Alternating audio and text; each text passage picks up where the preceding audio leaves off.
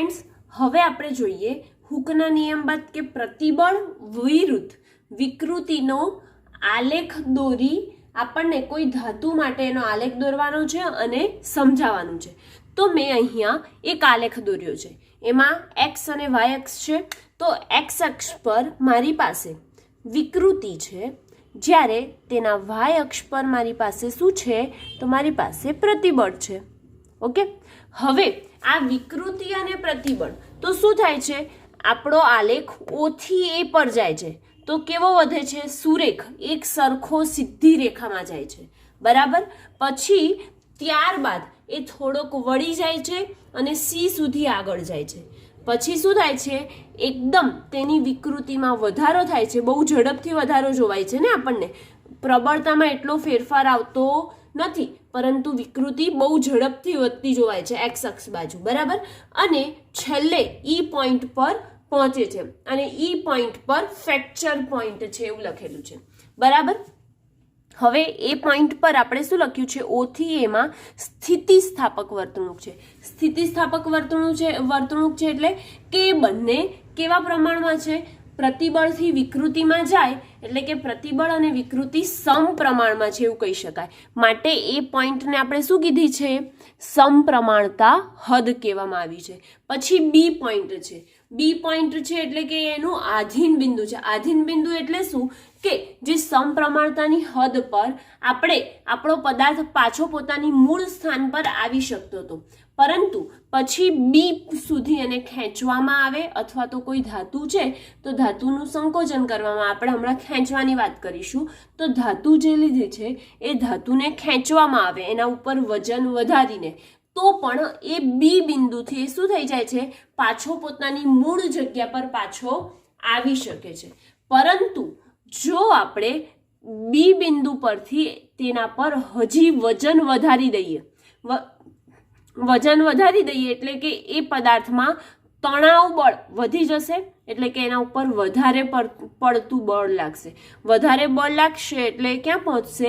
C પર પહોંચે છે. અને સી પર પહોંચી ગયા બાદ તેની વિકૃતિમાં જ સતત વધારો થાય છે. પડે છે ખબર?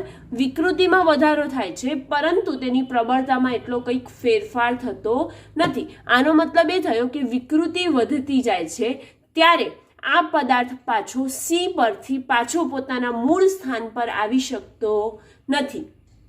એટલે કે આપણે એ પદાર્થ ત્યાંથી કેવી વર્તણૂક ધરાવે છે? પ્લાસ્ટિક વર્તણૂક. આપણે જોયું હતું કે પ્લાસ્ટિસિટી શું છે. બરાબર ને?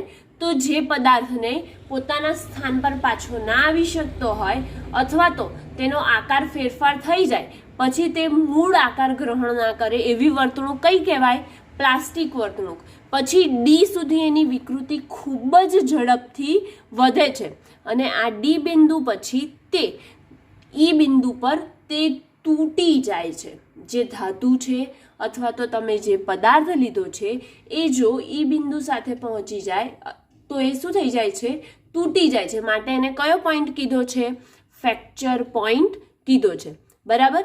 અને જો આ મેન પોઈન્ટ કે ડી અને ઈ વચ્ચેનું અંતર કેવું હોય? નજીક હોય, ત્યારે એ તૂટતો નથી, પરંતુ બટકાઈ જાય છે. શું થાય છે?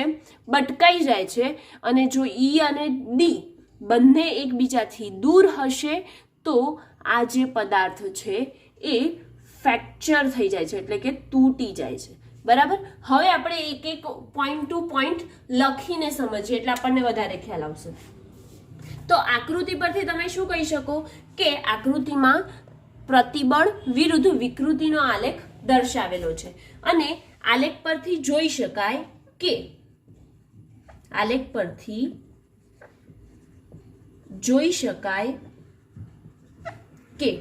જે આલેખ છે એ ઓ થી એ સુધીનો આલેખ કેવો મળે છે? સુરેખ મળે છે. કશે પણ વાંકો ચૂકો થતો નથી. એટલે કહી શકો કે ઓ થી એ નો આલેખ સુરેખ મળે છે. અને આ સુરેખ મળતો હોય એનો મતલબ શું થયો? કે પ્રતિબળ અને વિકૃતિ બંને એકબીજાના કેવા પ્રમાણમાં છે? સમપ્રમાણમાં. અને એવું કોણે નિયમ આપ્યો હતો? તો હુક નામના વૈજ્ઞાનિકે એવો નિયમ આપ્યો હતો કે પ્રતિબળ અને વિકૃતિ એકબીજાના સમપ્રમાણમાં હોય છે. તો આપણે એવું કહી શકીએ કે O થી એ આલેખ સુરેખ મળે છે, માટે તે સ્થાને હુકના નિયમનું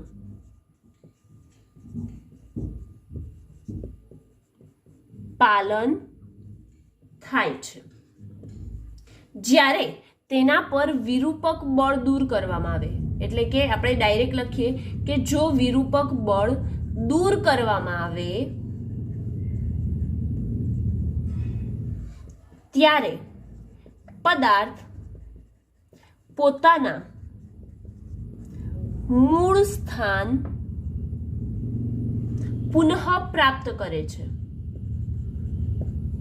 અને આવા પદાર્થને આપણે કેવો પદાર્થ કહેતા હતા? સ્થિતિસ્થાપક પદાર્થ કહેતા હતા. એટલે કે આ જે પોઈન્ટ છે એની બાજુ કેવી વર્તણૂક ધરાવે છે? પદાર્થ સ્થિતિસ્થાપક વર્તણૂક ધરાવે છે. હવે જોઈએ આગળ ક્યાં જવાનું છે? A થી B તરફ. તો A થી B સુધીના વિસ્તારમાં પ્રતિબળ અને વિકૃતિ સમપ્રમાણમાં તો નથી, કેમ કે પ્રતિબળ ખૂબ જ ઓછું વધ્યું છે. પ્રતિબળનો હિસ્સો એટલો જ વધ્યો છે, જ્યારે વિકૃતિ એની સામે આટલી બધી વધી ગઈ છે. બરાબર? તો A અને B સુધી જતા A અને B ના વિસ્તારમાં પ્રતિબળ અને વિકૃતિ સમપ્રમાણમાં નથી.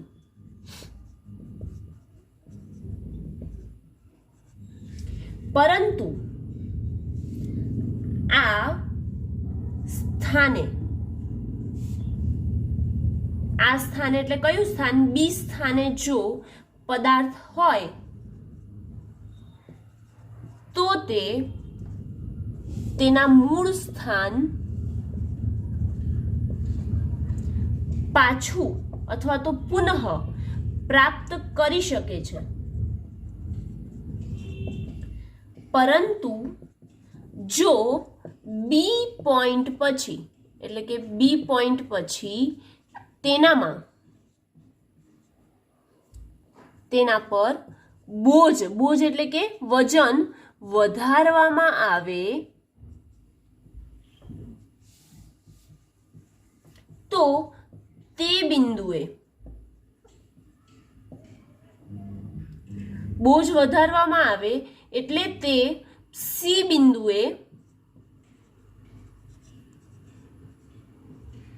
પહોંચે છે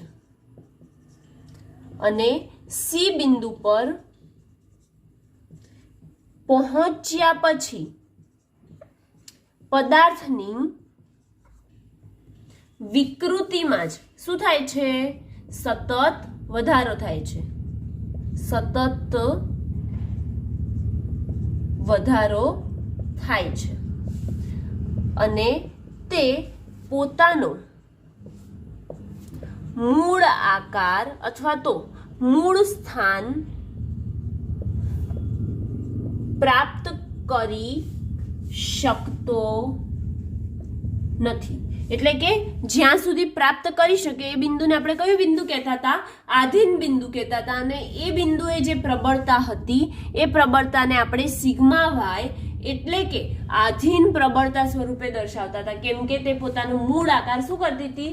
પુનઃ પ્રાપ્ત કરતી હતી. હવે જોઈએ તો પદાર્થ સી બિંદુ પર તો પહોંચી ગયો, એના પછી શું થશે?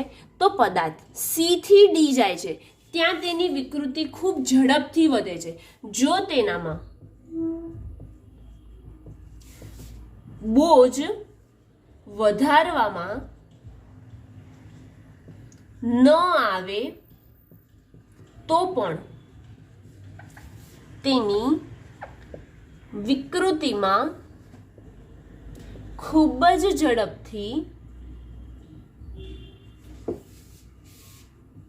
વધારો થાય છે અને આ બી થી ડી ના વિસ્તારને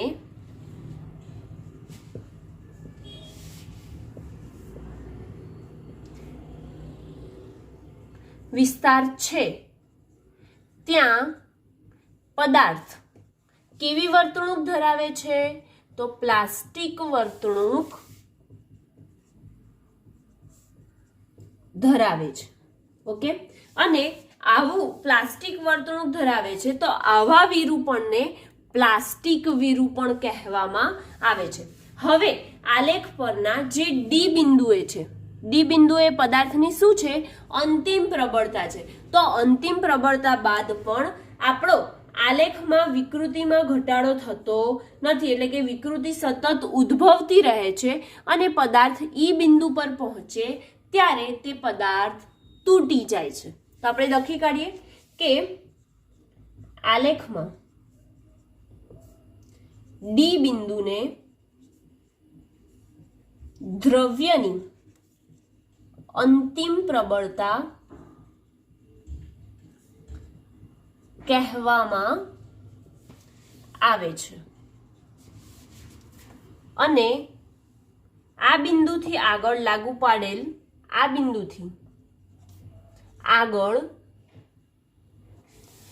બળ ઘટાડવામાં આવે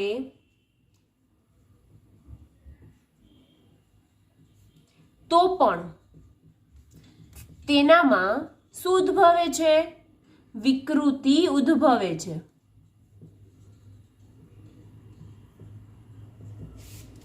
અને ઈ બિંદુએ પદાર્થ શું થાય છે? તૂટી જાય છે. માટે તેને ફ્રેક્ચર પોઈન્ટ કહે છે. ઓકે, અને આ જે પ્રશ્ન છે અહીંયા કમ્પ્લીટ થાય છે. અને આ એક હજી મુદ્દો કે ધ્યાનમાં રાખવા જેવો, શું કે જો ફ્રેક્ચર પોઈન્ટ અને અંતિમ પ્રબળતાનું બિંદુ કયું? ડી, એ બંને વચ્ચેનું અંતર નજીક હોય તો તે દ્રવ્યને બટકણું દ્રવ્ય કહેવામાં આવે છે. એટલે કે હું અહીં ડાયરેક્ટ લખી કાઢું છું કે ઈ અને ડી બિંદુ વચ્ચેનું અંતર નજીક હોય તો તે દ્રવ્યને બટકણું દ્રવ્ય કહે છે. અને જો તે અંતર દૂર હોય તો તેને કયું દ્રવ્ય કહીએ છીએ? તો તન્ય દ્રવ્ય કહીએ છીએ. શું? તન્ય દ્રવ્ય. નજીક હોય અંતર તો બટકણું દ્રવ્ય, અને જો દૂર હોય તો તન્ય દ્રવ્ય કહેવામાં આવે છે. આમ પ્રતિબળ અને પ્રતિબળ વિરુદ્ધ વિકૃતિનો જે વક્ર છે કોઈ પણ ધાતુ માટે અથવા તો કોઈ પણ પદાર્થ માટે જે લાગે છે એ અહીંયા કમ્પ્લીટ થાય છે. ઓકે, તો હવે આપણે જોઈશું ઇલાસ્ટોમર એટલે શું અને પ્રતિબળ વિરુદ્ધ વિકૃતિનો આલેખ ઇલાસ્ટોમર માટે આપણે દર્શાવવાનો છે. તો સૌથી પહેલા તો હું તમને વ્યાખ્યા એની કહું કે ઇલાસ્ટોમર શું છે. તો જો કોઈ પદાર્થને ખેંચીને તેમાં બહુ મોટી વિકૃતિ ઉત્પન્ન કરી શકાય તેવા પદાર્થને ઇલાસ્ટોમર કહે છે. શું? કે જો કોઈ પદાર્થને બહુ મોટી ખેંચીને બહુ મોટી વિકૃતિ ઉત્પન્ન કરી શકાય તેવા પદાર્થને ઇલાસ્ટોમર પદાર્થ કહે છે. હવે તમે વિચારશો તો ઇલાસ્ટોમર પદાર્થનું ઉદાહરણ કયું લઈ શકો? તો ઇલાસ્ટોમર પદાર્થનું રબર લઈ શકો. રબરને આપણે કેટલું પણ ખેંચી લઈએ તો એ પાછો પોતાનો મૂળ આકાર શું કરે છે? પુનઃ પ્રાપ્ત કરે છે. એટલે કે રબર એના માટેનું એક ઉદાહરણ છે. એવી જ રીતે મહાધમનીની પેશી, મહાધમની પેશીમાં જે રુધિર પાસ થાય છે ત્યારે એ કેવી થઈ જાય છે? પહોળી થઈ જાય છે. બરાબર, પણ જેવું એનામાંથી રુધિર પાસ થઈને નીચે જતું રહેશે ત્યારે પાછી શું થાય છે? સંકોચાઈ જાય છે. એટલે કે આપણે કહી શકીએ કે એનામાં કેવો ગુણધર્મ ધરાવે છે? તો એ સ્થિતિસ્થાપક પેશી છે. માટે ઇલાસ્ટોમરનું એ ઉદાહરણ કહી શકાય. તો આપણે પહેલા એની વ્યાખ્યા લખીએ, પછી આલેખ કેવો આવશે તે જોઈ લઈએ. ઓકે, જે પદાર્થને ખેંચીને તેમાં બહુ મોટી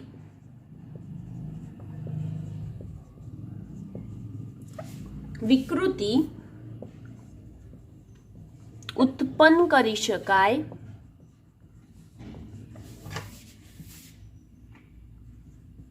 તેવા પદાર્થને શું કહે છે? ઇલાસ્ટોમર કહે છે. ઓકે, તો ઇલાસ્ટોમરનું કોઈ ઉદાહરણ હોય તો મેં હમણાં જ કીધું. શું? તો એક તો રબર એનું સારું ઉદાહરણ કહી શકાય, અને એક છે મહાધમનીની પેશી. ઓકે, હવે એનો આલેખ જોઈએ. તો મારે પ્રતિબળ વિરુદ્ધ વિકૃતિનો આલેખ દોરવો છે. એક્સ અક્ષ વાય અક્ષ, વાય અક્ષ પર પ્રતિબળ અને એક્સ અક્ષ પર વિકૃતિ. બરાબર. પ્રતિબળ કેટલું હોવું જોઈએ? તો 10⁶ ન્યૂટન પર મીટર સ્ક્વેર. બરાબર. અને આ વિકૃતિનો જે આલેખ દોરીએ છે પ્રતિબળ વિરુદ્ધ વિકૃતિનો, તો ધારો કે અહીંયા 0.5 લઈ લઈએ. ધારો કે આ 1 છે, એવી જ રીતે આ 0.5 અને આ 1. બરાબર. તો શું થશે? આલેખમાં એ સળંગ વિકૃતિ વધતી જાય છે. શું થાય છે? વિકૃતિ વધતી જાય છે, અને પછી અચાનક એનું પ્રતિબળ પાછું પુનઃ પ્રાપ્ત કરે, એટલે કે પ્રતિબળ મેળવે છે માટે એનો આકાર પુનઃ પ્રાપ્ત કરે છે. બરાબર. તો રબરને તેની મૂળ લંબાઈ કરતાં ઘણું વધારે ખેંચી શકાય છે, છતાં પોતાનો તે મૂળ આકાર પાછો પ્રાપ્ત કરે છે. રબરને તેના મૂળ લંબાઈ કરતાં, તેની મૂળ લંબાઈ કરતાં ઘણું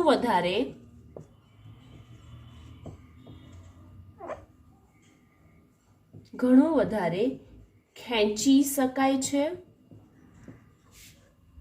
અને તો પણ તે મૂળ લંબાઈ પુનઃ પ્રાપ્ત કરે છે.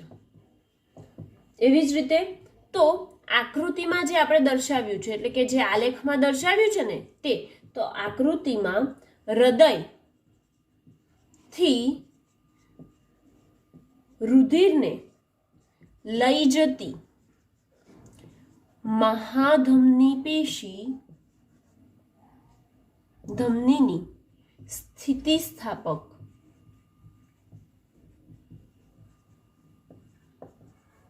પેશી માટે, મહાધમનીની પેશી કઈ પેશી કહી શકાય? સ્થિતિસ્થાપક પેશી માટે પ્રતિબળ વિરુદ્ધ વિકૃતિ નો વક્ર અથવા તો આલેખ દર્શાવેલ છે. ઓકે, અને અહીં જે સ્થિતિસ્થાપક વિસ્તાર જ મોટો હોવા છતાં પણ આ દ્રવ્ય તે વિસ્તારમાં હુકના નિયમને અનુસરતો નથી, અને બીજું કહીએ તો તેમાં કોઈ સ્પષ્ટ પ્લાસ્ટિક વિસ્તાર પણ નથી. તે હુકના નિયમને પણ અનુસરતો નથી. કેવી રીતે કહી શકાય? તો પ્રતિબળ અને વિકૃતિ સમપ્રમાણમાં નથી, એટલે કે અહીં એક તો પહેલું શું કે હુકના નિયમને અનુસરતો નથી, અને બીજું એવું પણ કહી શકાય કે તેમાં કોઈ સ્પષ્ટ પ્લાસ્ટિક વિસ્તાર પણ નથી. ઓકે, તો આની સાથે જે ઇલાસ્ટોમર શું છે અને પ્રતિબળ વિરુદ્ધ વિકૃતિનો આલેખ અહીંયા કમ્પ્લીટ થાય છે. ફ્રેન્ડ્સ, હવે આપણે જોઈશું સ્થિતિસ્થાપક અંક. તો સ્થિતિસ્થાપક અંક શું છે અને એના કયા પ્રકાર પડે છે તેની ચર્ચા કરી લઈએ આપણે. તો શું છે સ્થિતિસ્થાપક અંક? આપણે હુકના નિયમમાં જ જોઈ ગયા. એની વ્યાખ્યા જે હુકના નિયમમાં હું બોલી ચૂકી છું એ જ એની વ્યાખ્યા છે. શું છે સ્થિતિસ્થાપક અંકની વ્યાખ્યા? તો કહી શકાય કે પ્રતિબળ અને વિકૃતિના ગુણોત્તરને સ્થિતિસ્થાપક અંક કહે છે. અને એને દર્શાવાય શેનાથી? તો તેને કે વડે દર્શાવવામાં આવે છે, તેને સ્મોલ કે વડે દર્શાવવામાં આવે છે. સ્થિતિસ્થાપક અંક તે પદાર્થના દ્રવ્યની જાત પર આધારિત છે. કોના પર આધારિત છે? સ્થિતિસ્થાપક અંક એ દ્રવ્યની જાત પર આધારિત છે, એટલે કે કેવા પ્રકારનો દ્રવ્ય છે એના પર આધારિત હોય છે, પરંતુ તેના પરિમાણ પર આધારિત નથી. હવે સ્થિતિસ્થાપક અંકના 3 પ્રકાર છે. કયા 3 પ્રકાર છે આપણે લખીએ? સ્થિતિસ્થાપક અંકના 3 પ્રકાર છે. તો પહેલું એક તો યંગ મોડ્યુલસ,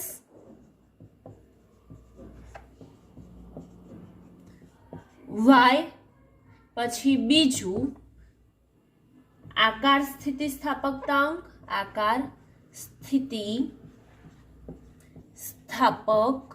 અંક, અથવા તો એનું બીજું નામ તમે કહી શકો કે દ્રઢતા ગુણાંક. એને દર્શાવીશું કેપિટલ જી થી. અને ત્રીજું કદ સ્થિતિસ્થાપક અંક, અથવા તો એને શું કહી શકાય? તો એને કહી શકાય બલ્ક મોડ્યુલસ. એને દર્શાવીશું શેનાથી? તો કેપિટલ ડી થી. હવે આપણે આ ત્રણેય પ્રકારના જે યંગ મોડ્યુલસ છે, ત્રણેય પ્રકારના સ્થિતિસ્થાપક અંક છે, એમાં પહેલું છે યંગ મોડ્યુલસ, બીજું છે આકાર સ્થિતિસ્થાપક અંક અને ત્રીજું છે કદ સ્થિતિસ્થાપક અંક. આપણે યંગ મોડ્યુલસ અને કદ સ્થિતિસ્થાપક અંક હમણાંના સિલેબસમાં છે, તો એ પહેલા જોઈશું અને પછી આકાર સ્થિતિસ્થાપક અંકની ચર્ચા કરીશું. ઓકે, તો હવે સૌથી પહેલા આ જોઈ લીધા બાદ હવે શું જોઈશું આપણે નેક્સ્ટમાં? તો યંગ મોડ્યુલસ એટલે શું અને તેના વિશે સમજાવો. ઓકે, આપણે સ્થિતિસ્થાપકતા અંક શું છે અને એની સમજ અહીંયા કમ્પ્લીટ થાય છે. મિત્રો, આપણે સ્થિતિસ્થાપક અંકના 3 પ્રકાર જોઈ લીધા બાદ હવે આપણે જોઈશું યંગ મોડ્યુલસ શું છે. બરાબર, એટલે કે યંગ મોડ્યુલસ એટલે શું અને તે સમજાવો. હા, આપણે યંગ મોડ્યુલસ જોયું, એમાં શેની વાત કરીશું? તો જે તેની લંબાઈમાં ફેરફાર થાય છે ને તેની ચર્ચા યંગ મોડ્યુલસમાં કરીશું. પછી આકારમાં જે ફેરફાર થાય છે એની ચર્ચા ક્યાં કરીશું? તો આકાર સ્થિતિસ્થાપક અંકમાં આકારની. બરાબર, અને કદ સ્થિતિસ્થાપક અંક એટલે કે બલ્ક મોડ્યુલસમાં આપણે એના કદની વાત કરીશું. તો સૌથી પહેલા આપણે લંબાઈ માટે જોવાનું છે, એટલું આપણે કન્ફર્મ છીએ. બરાબર ને? તો જોઈએ કે પ્રાયોગિક અવલોકનો સૂચવે છે કે આપેલા દ્રવ્ય માટે તણાવ પ્રતિબળ કે દાબીય પ્રતિબળ વડે ઉદ્ભવતી જે વિકૃતિ છે એ કેવી હોય? સમાન મૂલ્યની. તણાવ પ્રતિબળ લાગે અથવા તો દાબીય પ્રતિબળ લાગે, એના માટે ઉદ્ભવતી જે વિકૃતિ જે છે એ કેવી હોય છે? સમાન હોય છે. માટે એના ઉપરથી આપણે વ્યાખ્યા લખી શકીએ કે તણાવ પ્રતિબળ અને સંગત વિકૃતિના ગુણોત્તરને યંગ મોડ્યુલસ કહે છે. તો પહેલા આપણે વ્યાખ્યા લખીએ અને વિકૃતિનું મૂલ્ય સમાન છે એ પોઈન્ટ આપણે લખીશું. તો પ્રાયોગિક અવલોકનો પરથી આપણે કહી શકીએ અથવા તો સૂચવે છે કે આપેલ દ્રવ્ય માટે તણાવ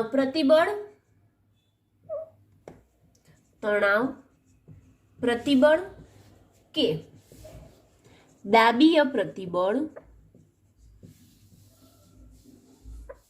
વડે ઉદ્ભવતી વિકૃતિનું મૂલ્ય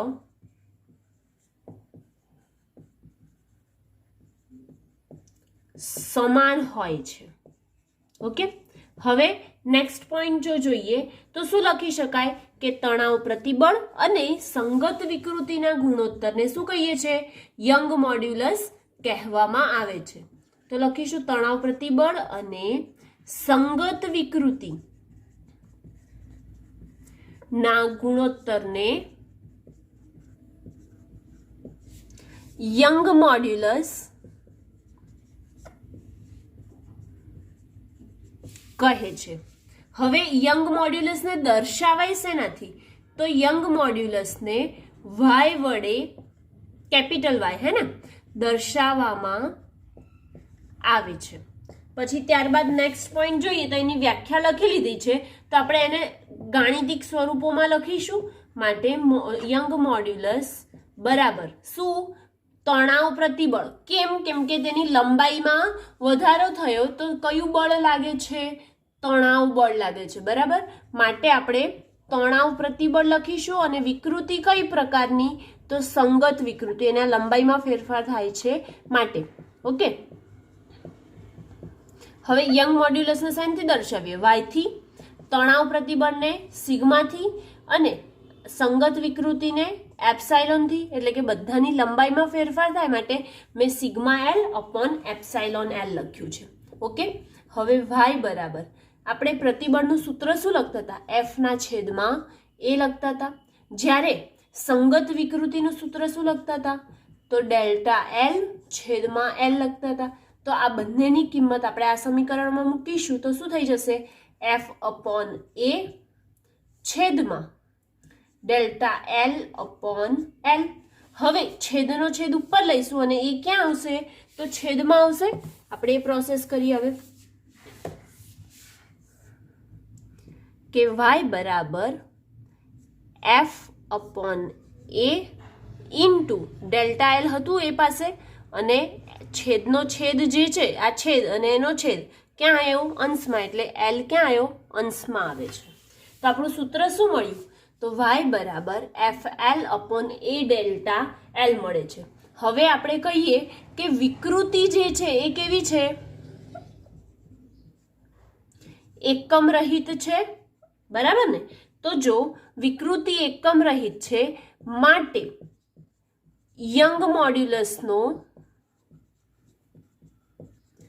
એકમ એ ન્યૂટન પર મીટર સ્ક્વેર અથવા તો શું કહી શકો? પાસ્કલ થાય. કેમ ન્યૂટન પર મીટર સ્ક્વેર થાય? કેમ કે વિકૃતિ આપણી પરિમાણ રહિત, એકમ રહિત છે અને પ્રતિબળનો એકમ છે શું છે? ન્યૂટન પર મીટર સ્ક્વેર. તો ન્યૂટન પર મીટર સ્ક્વેર કોનો એકમ થઈ ગયો? યંગ મોડ્યુલસનો એકમ છે. હવે જો તેનું પારિમાણિક સૂત્ર લખવું હોય તો પારિમાણિક સૂત્ર શું લખશો? પારિમાણિક સૂત્ર m1 l-1 t-2 છે. બરાબર, ધાતુઓ માટે યંગ મોડ્યુલસનું મૂલ્ય વધારે, તેથી ધાતુઓની લંબાઈમાં નાનો ફેરફાર કરવા વધુ બળની જરૂર પડે છે. શું? કેમ કે ધાતુઓ કેવી હોય? કઠણ હોય, મજબૂત હોય. બરાબર, અમુક ધાતુ માટે કહી શકીએ કે ધાતુ માટે યંગ મોડ્યુલસ નું મૂલ્ય વધારે હોવાથી તેની લંબાઈમાં કેવો ફેરફાર થાય છે? તો નાનો ફેરફાર કરવા વધુ બળની જરૂર પડે છે. ઓકે, અને આ અહીંયા જે એલ્યુમિનિયમ, પિત્તળ, તાંબુ એવા કરતા સ્ટીલ જે છે એ વધુ સ્થિતિસ્થાપક છે. તેથી હેવી ડ્યુટી મશીન, જે અલગ અલગ મશીનો આવે છે ને હેવી ડ્યુટીના, એના માટે કોનો સ્ટ્રક્ચરલ ડિઝાઇન માટે કોનો ઉપયોગ કરવામાં આવે છે? સ્ટીલનો ઉપયોગ કરવામાં આવે છે. કેમ? તો કેમ કે એલ્યુમિનિયમ, તાંબુ, પિત્તળ એ બધા કરતાં સ્ટીલનો સ્થિતિસ્થાપકતા અંક વધારે છે અને એની મજબૂતાઈ વધારે હોય માટે આપણે કોનો ઉપયોગ કરીએ છીએ? તો સ્ટીલનો ઉપયોગ હેવી ડ્યુટીના મશીનમાં અથવા તો કોઈ ડિઝાઇન સ્ટ્રક્ચરલ ડિઝાઇન કરવી છે એના માટે આપણે સ્ટીલનો ઉપયોગ કરવામાં આવે છે. અને એવું કહી શકાય કે લાકડું, હાડકા અથવા તો કાચ જે છે એમના યંગ મોડ્યુલસ ખૂબ જ નાના હોય છે. બરાબર, ધાતુના યંગ મોડ્યુલસ વધુ હોય છે, જ્યારે લાકડું, હાડકા, કાચ એ બધાના યંગ મોડ્યુલસ નાના હોય છે. અને એની સાથે જે યંગ મોડ્યુલસ એટલે શું અને તે સમજાવો એ અહીંયા કમ્પ્લીટ થાય છે.